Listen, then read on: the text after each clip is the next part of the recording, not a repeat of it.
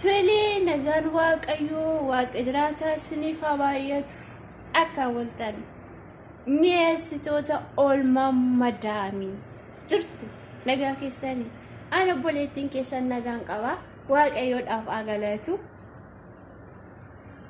Mi'eessitoota oolmaa madaamii mi'eessitoota haala madaamii isiniin jedheeran jechuudha. Kana isinii baasitan jira warri maqaa kana jaallattan like godha, warri immoo maatii kon taane subscribe godha.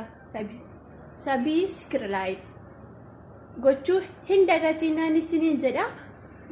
Mi'eessitoota oolmaa madaamii mi'eessitoota jireenya madaamii rabbii gaditti jechuudha.